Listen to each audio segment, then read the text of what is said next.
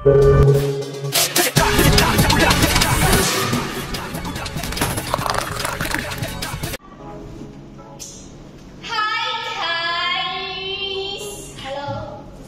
sore, kita tag di sore hari kali ini. Tapi tetap harus semangat pastinya buat memberikan info-info kasus-kasus yang menarik dan tenar tentang tema yang akan kita bahas pada hari ini. Ya, kembali lagi dengan Audita, dengan saya, Abdullah Melawi Jarianti, perwakilan dari kampus pastinya. Dan seperti biasa, kita akan bersama teman yang akan mendampingi saya pada sore kali ini. Selalu ingin bertemu dengan saya. Enggak deh, lebih tepatnya ingin membahas kasus-kasus yang menarik. Nah, untuk tema kali ini yaitu tentang kas dan bank, siklus audit kas. Jadi untuk panggil saja teman yang akan menemani saya, teman yang kalian rindukan mungkin. Jadi silakan masuk untuk Mas Robi. Kalau sama dia heboh guys ya. Gak bisa kalau nggak heboh ya Mas Robi. Bosan nggak sih Mas ketemu saya lagi? Enggak dong. Ketemu sama yang cantik masa bosan.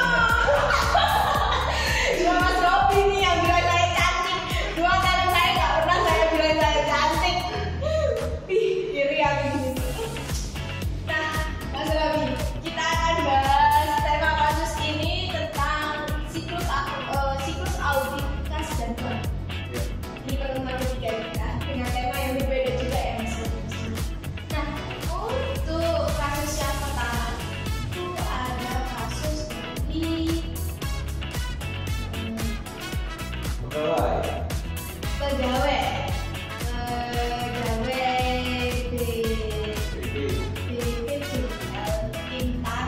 Kalimantan Utara. Iya. Utara, Kalau tim Utara, Kalimantan. Timur Utara. Sebenarnya apa nih Mas? Kok saya juga jadi bingung nih. Ya, maksudnya di Kaltim lah, di Kalimantan lah Mas. Nah ini dilakukan uang kas ATM 1,1 miliar Polres Tanah Tidung kronologi. Nah, untuk yang kasus ini kasus yang tenar sekali dan banyak sekali yang dibahas, yaitu laporan fiktif kas di Bank BRI unit Tampung Raya yang dilakukan oleh tellernya.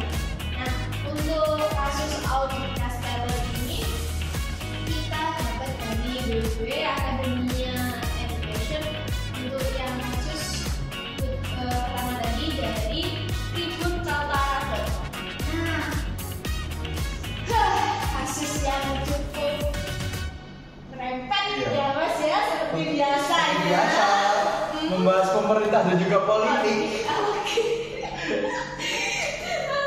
Nah, bisa dijelaskan nih Mas gambaran besarnya tentang kedua kasus tersebut.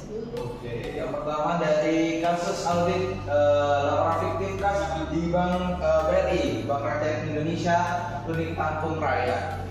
Kepala Bank BRI sendiri, unit Tampung Raya, yaitu Masril, berumur 40 tahun, ditahan polisi yang terbukti melakukan transfer sebesar 1,6 miliar, besar sekali ya lumayan, dan merekayasa dokumen laporan keuangan. Perbuatan tersangka diketahui oleh tim pemilik ataupun audit tentunya dari BRI cabang Bangkinang pada hari Rabu 23 Februari 2011. Kami saat melakukan pemeriksaan pada bank tersebut menemukan kejanggalan dari hasil pemeriksaan antara jumlah saldo neracanya dan kas tidak balance nih teman-teman. Apalagi kita sebagai anak akuntansi harus dituntut balance ya Pak ya. Kalau nggak balance ya nggak selesai itu tugas. Setelah dilakukan pemeriksaan lebih lanjut dan juga cermat diketahui adanya transaksi gantung, yaitu adanya pembukuan setoran kas senilai 1,6 miliar yang berasal dari BRI unit Pasir Pengairan 2 ke BRI unit Tampung pada tanggal 14 Februari 2011 yang dilakukan oleh Masril, namun tidak disertai dengan pengiriman fisik uangnya. Kapolres Kampar AKBP MJ Mutatin yang dikonfirmasi mengatakan kepada BRI Tampung Raya ditetapkan sebagai tersangka dan ditahan di sel Polres Kampar karena mentransfer uang sebesar 1,6 dan merekayasa laporan pembukuan kasus ini dilakukan oleh Sulaiman, Kepala BRI Cabang Bangkinang, yaitu Rustia. Jadi pada intinya pegawai banknya sendiri melakukan transfer, akan tetapi uangnya ditahan oleh pelaku dan digunakan untuk kepentingan dirinya sendiri tentunya. Gitu. Untuk beralih ke kasus kedua yaitu pegawai BPD Kaltara dilakukan uang kas ATM sebesar 1,1 miliar. Polres Tanah Timur beberkan kronologi.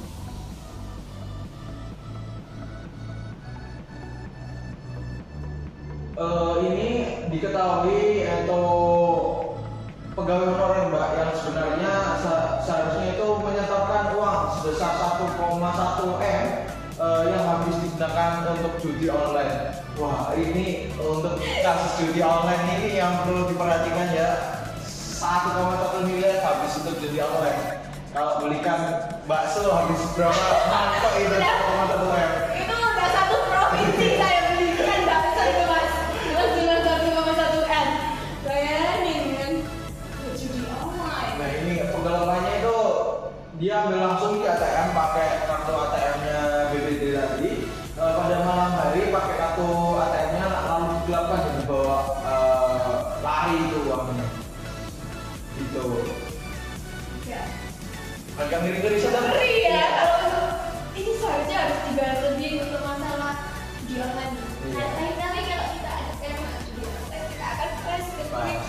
Karena ini memang benar-benar banyak sekali ya dari kasus-kasus kemarin judi online dan sampai sekarang pun masih banyak sekali yang bermain judi online ini. Baik di kalangan mahasiswa, masyarakat, orang nganggur pun nggak ada kerjaan mainnya judi online. Nah, padahal kalau memang mau berinvestasi itu lebih meyakinkan. Agak enggak sih. Promosi ini gagal ya. Oke, jadi kalau ada waktu kita akan membahas tentang judi online. Dan jangan lupa kasih komen ya, ingatkan saya untuk membahas judi online. Nah, kembali lagi untuk kedua kasus ini nih Mas. Saya ada banyak pertanyaan. Bagaimana sih Mas proses pemeriksaan transaksi kas besar atau yang tidak biasa pasti? Untuk bagaimana sih proses dari transaksi kas, apalagi kalau yang di kas di bank adalah biasanya kas yang besar ya, kita ketahui di transaksi sendiri ada dua macam kas. Ada yang namanya petty cash ataupun kas kecil biasanya dipegang secara tunai oleh suatu perusahaan ataupun entitas, dan ada yang namanya kas besar ataupun cash on bank ya, biasanya kita sebut cash on bank ataupun kas yang berada di bank dan harus disetorkan secara tunai ke bank lalu dicatat oleh bank. Nah, bagaimana sih cara proses pemeriksaan terhadap transaksi kas tersebut? Dan biasanya untuk auditor pemeriksaan transaksi kas besar ataupun tidak biasa dalam melakukan langkah-langkah seperti hanya verifikasi autorisasi transaksi yang dilakukan oleh entitas, baik untuk menyetorkan dananya, untuk mengambil dananya ataupun mentransfer dananya. Itu kan biasanya kita melakukan pembukuan ataupun rekening toran, biasanya dikenal rekening toran. Kita meminta rekening toran, kita memeriksa mulai setor dananya, setor tunainya, pengambilan dana maupun transfer, dan memeriksa dokumen yang mendukung, melakukan wawancara dengan pihak-pihak terkait untuk memahami alasan dibalik transaksi tersebut. Selain itu, auditor akan memeriksa apakah ada tanda-tanda fraud ataupun kecurangan dalam manipulasi transaksi dalam kas ataupun on bank. Jadi biasanya auditor harus terjun langsung untuk memeriksa kas dan bank itu sendiri ya Mas ya. Nah, bagaimana sih Mas audit itu memeriksa nih? Kan biasanya ada rekonsiliasi. Nah, bagaimana sih Mas cara audit itu memeriksa rekonsiliasi perusahaan itu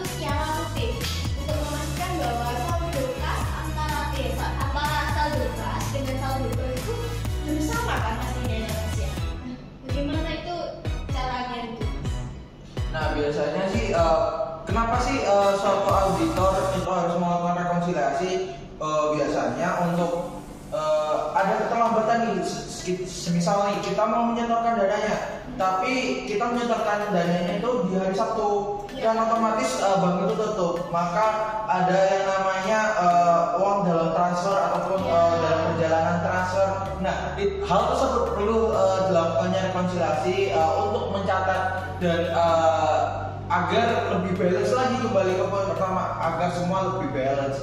Dan bagaimana sih caranya? Yang pertama adalah memilih tanggal acak untuk melakukan rekonsiliasi bank, misalnya setiap akhir bulan, triwulan ataupun semester.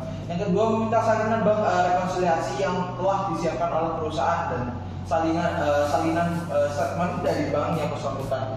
Nah, biasanya kembali ke poin pertama tadi, kita sebagai auditor harus meminta rekening koran dan juga statement ataupun laporan dari bank dan juga perusahaan yang kita audit untuk membandingkan benarkah rekonsiliasi terjadi antara bank dan juga perusahaan yang kita audit.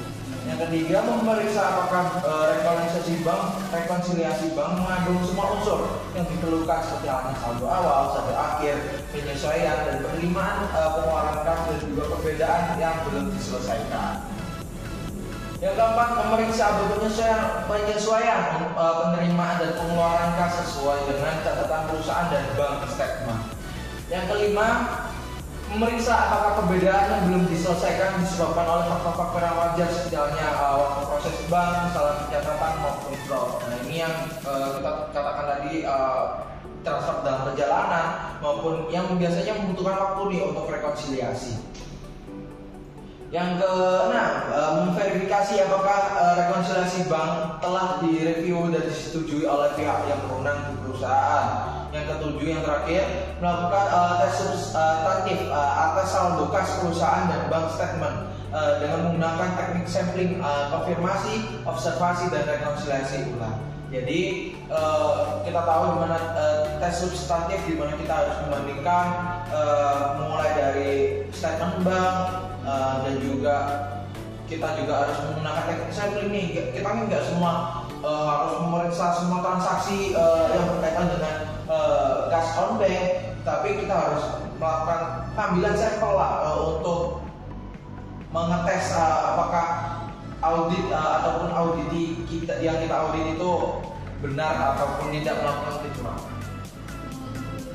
Nah, jadi kan untuk memperlihatkan apakah audit itu sesuai atau tidak. Nah, tindakan apa nih Mas yang dilakukan audit atas penggunaan dana kas yang tidak sesuai dengan kebijakan perusahaan? Bisa dijelaskan? Oke, tindakan yang dilakukan audit atas penggunaan dana kas yang tidak sesuai dengan kebijakan perusahaan tergantung pada tingkat keparahannya dan frekuensi pelanggarannya. Beberapa tindakan yang mungkin dilakukan yaitu pertama, memberikan saran ataupun arahan kepada perusahaan untuk memperbaiki pengendalian internal terkait penggunaan dana kas, terutama cash on bank. Yang kedua, mengeluarkan temuan audit dan juga rekomendasi untuk pencegahan ataupun kegiatan preventif terjadinya penggunaan dana cash on bank yang tidak sesuai dengan kebijakan perusahaan di masa depan. Juga melakukan penggunaan dana cash on bank yang tidak sesuai dengan kebijakan perusahaan kepada manajemen senior ataupun komite audit sebagai bagian dari laporan audit. Yang terakhir, melaporkan penggunaan dana kas yang tidak sesuai dengan kebijakan perusahaan baik kepada pihak eksternal yang berkepentingan seperti halnya regulator, auditor ataupun pemegang saham. Nah, dari sejauh ini Mas, manakah yang paling sulit untuk audit menemukan bukti atas kecurangan antara kas atau bank? Baik. Di antara kas dan juga kas atau bank yang paling sulit untuk menemukan bukti atas kecurangan adalah kas. Hal ini didukung dengan beberapa opini. Yang pertama itu kas lebih mudah diakses dan dipindahkan dari bank. Yang kedua, kas lebih sulit dilacak dan dikontrol daripada bank. Karena bank sendiri tentunya setiap kita melakukan transaksi menggunakan bank otomatis tercatat baik dari banknya sendiri maupun perusahaan yang kita audit. Nah untuk kas sendiri kan kita bisa kembalikan nih untuk yang menerima kas ataupun yang memegang kas dan juga orang yang melakukan pencatatan. Katakanlah kita asumsikan saya meminta uang di Mbak Nabila yang mencatat Mbak Nabila, saya meminta uang 500 juta, tapi yang dicatat sama Mbak Nabila 300 juta, kita bisa bagi dua nih 10 juta 100 juta gitu. Lumayan, jadi kas lebih bisa lebih mudah dimanipulasi lah daripada bank. Yang ketiga, kas lebih rentan terhadap pencurian, penyimpanan dan juga manipulasi. Yang keempat, kas lebih sering digunakan untuk transaksi tunai dan yang tidak tercatat daripada bank. Namun pada umumnya penemuan bukti kecurangan atas kas maupun bank yang paling sulit adalah ketika terdapat kolusi antara beberapa pihak internal yang kita asumsikan tadi. Terjadinya kolusi ataupun kong kali kong antara pihak internal yang terlibat dalam manipulasi. Dalam kasus semacam ini tindakan pengendalian internal yang lebih ketat dan pengawasan yang lebih baik diperlukan untuk mengungkapkan kecurangan tersebut. Jadi untuk menghindari kejadian yang kita asumsikan tadi perlu adanya pengendalian internal untuk pengurangan ataupun kebijakan preventif untuk fraud semacam tersebut. Iya Pak. Gimana ya Mas kalau 100 nih Iya, kan? 100 juta nih. Tapi belum tentu mau Iya. Beli iPhone 15 Pak, dapat Pak. Iya, kayak iPhone kita beli 4 ya Mas. Aduh, ya ampun. Nah, pertanyaan selanjutnya nih Mas, karena itu tadi kan bank kan memang sulit ya Mas untuk mendapatkan kas kan sulit untuk mendapatkan buktinya. Nah, bagaimana sih Mas perusahaan ketika perusahaan itu memanipulasi bukti yang ada dan menyembunyikan bukti tersebut? Nah, apakah yang dilakukan oleh seorang audit, apakah pengauditan tersebut pada perusahaan itu akan dilanjutkan atau akan diberhentikan? Oke, tentunya ada tindakan yang dilakukan oleh auditor untuk menangani hal tersebut ataupun kasus tersebut. Jika kasus tersebut misal hanya perusahaan manipulasi bukti yang ada, menyembunyikan buktinya tersebut sudah dimanipulasi lalu disembunyikan. Dan apa sih yang harus dilakukan oleh audit? Yang pertama yaitu mengumpulkan bukti audit yang cukup dan juga kompeten mendukung opini audit meskipun perusahaan tidak kooperatif nih Mbak untuk ataupun menolak memberikan buktinya tersebut. Yang kedua yaitu menggunakan teknik audit alternatif untuk mendapatkan bukti audit seperti halnya konfirmasi langsung, observasi fisik, analisis data dan juga penyelidikan. Seperti halnya kita melakukan konfirmasi kepada pihak buyer ataupun pihak bank untuk konfirmasi apakah transaksi tersebut benar-benar dilakukan. Yang ketiga, melakukan adanya indikasi kecurangan ataupun pelanggaran hukum kepada manajemen senior ataupun komite audit perusahaan serta pihak eksternal yang berkepentingan seperti halnya regulator, auditor eksternal maupun pemegang saham. Yang ketiga, yang keempat, menyelesaikan opini audit sesuai dengan tingkat materialitas dan juga signifikansi bukti itu yang dimanipulasi disembunyikan oleh perusahaan. Semisalnya memberikan opini disclaimer ataupun qualified ataupun advance. Yang kelima, melanjutkan audit jika masih memungkinkan untuk memberikan opini audit yang kredibel dan juga independen nih, ataupun berhenti dari audit jika tidak memungkinkan untuk melakukannya. Jadi auditor juga mengertilah jika auditor itu menyium bau indikasi dari kecurangan dan pihak auditor ataupun perusahaan yang kita audit itu tidak kooperatif, biasanya kita melakukan diskusi dan juga negosiasi dulu nih, apakah kita tetap pada jalur ini dan otomatis auditor akan mengeluarkan tidak wajar ya Mbak karena adanya temuan ini. Akan tapi kalau benar-benar pihak yang diaudit tidak mampu, maka biasanya sih auditor itu menyerah nih Mbak, mundur tangan ataupun angkat tangan untuk mengaudit perusahaan tersebut. Itu tadi adalah jawaban dari pertanyaan saya. Dan pastinya ada pertanyaan terakhir yang selalu saya ajukan kepada teman saya. Apalagi tadi kita membahas tentang kas, tentang uang perusahaan, benar sekali yang tentang penggelapan itu. Terus apalagi seorang teller bank, pastinya pegangan duit, terus ya mas, pegangannya duit, mulu pokoknya.